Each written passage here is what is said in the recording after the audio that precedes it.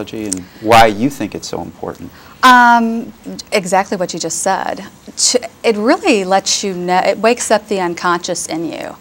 It allows you to create a process of what's unconscious and bring it forward as conscious. Mm-hmm. So all these habitual patterns that you come in with, your ancestral DNA, are post, PTSD, and not to make light of PTSD, because I know we have, our military coming back that they've been in wars, and I mean PTSD is post-traumatic stress disorder. Yeah. But we, in our charts, that really allows me to see the PTSD, that's the karmic PTSD that somebody comes in with, and by what I'm saying with that is falling back into habitual patterns.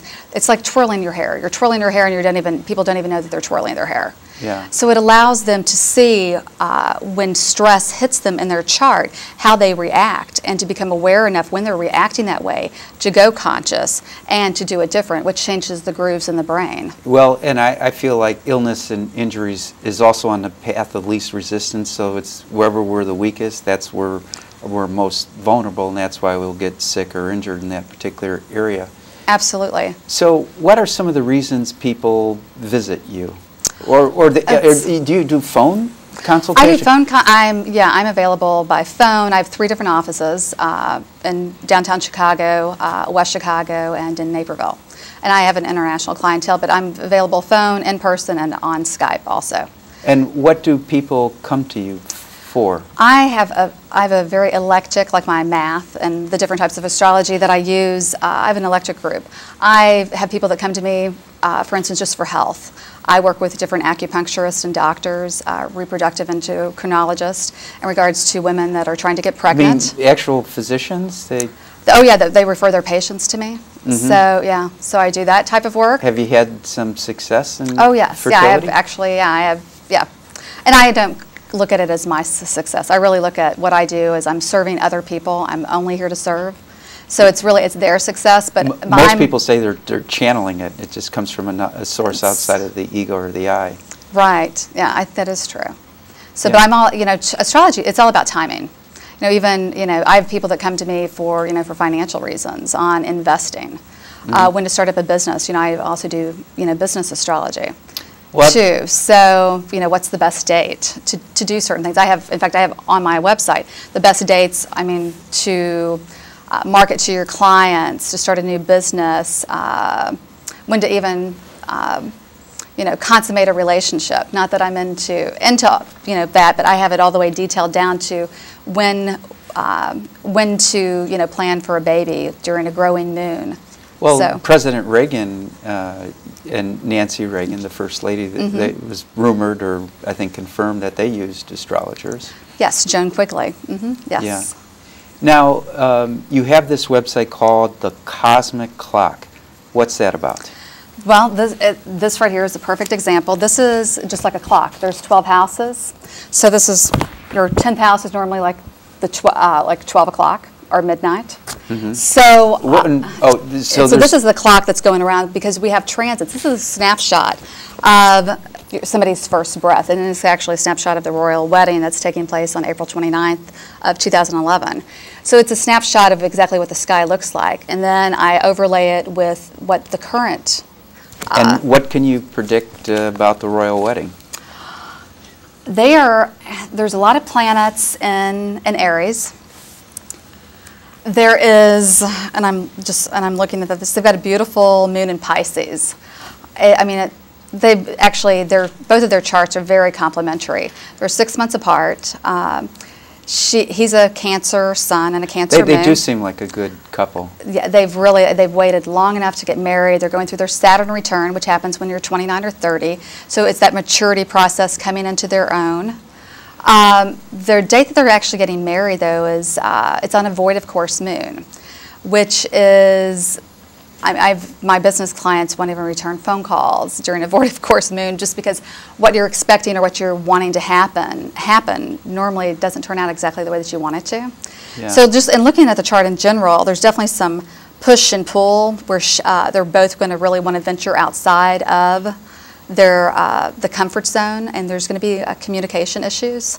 So in regards to what they tell the public, 100 million people will find out about. yes, oh yeah, exactly. Well, actually, their conversations with each other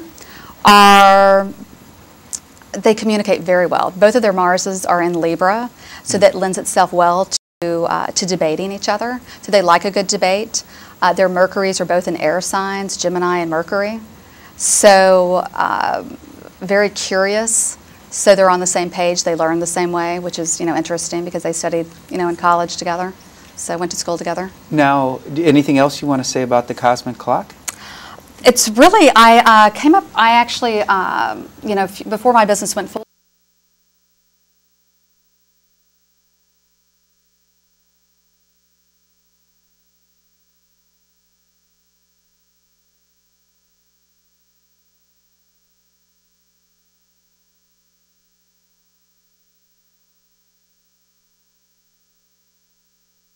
Cosmos means order.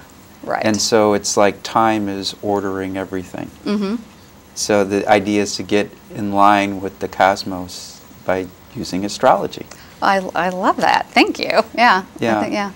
So and so is the cosmic clock astrology different than, because you said you use a galactic approach? Is it different? No, I use the traditional. I use traditional, so it's definitely steeped in all the ancient traditions, just like any other astrologer. But I'm not the 1-800 or 1-900 psychic, the tabloid psychic.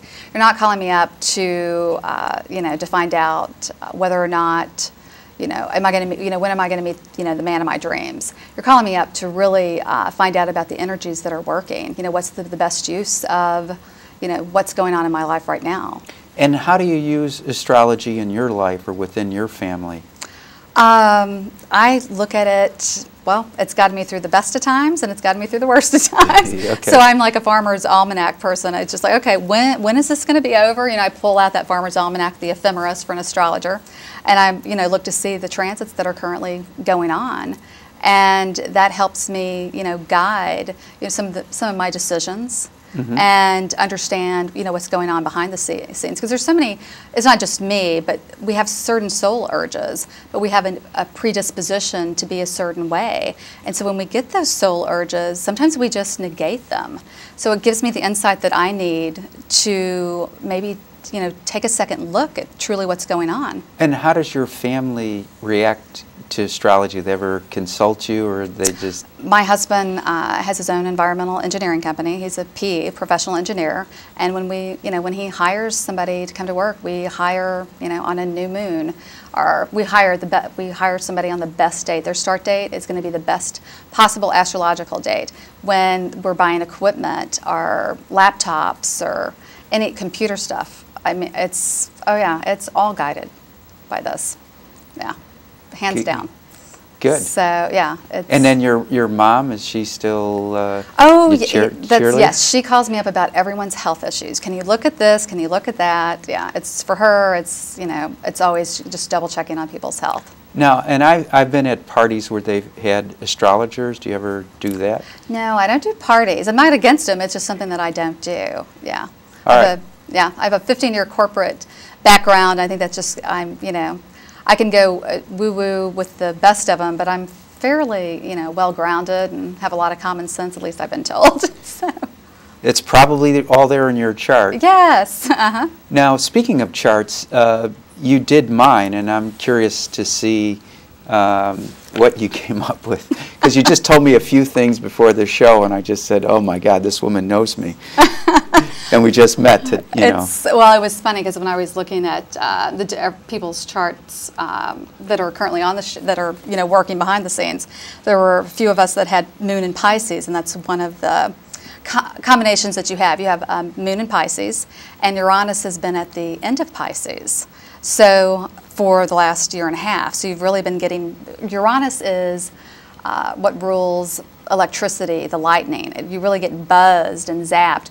Uranus is also, it's a transpersonal planet, so it's one of the outer planets that affects us generationally. And you can't predict Uranus. So when it's sitting on top of your moon, it's giving you this buzz that you're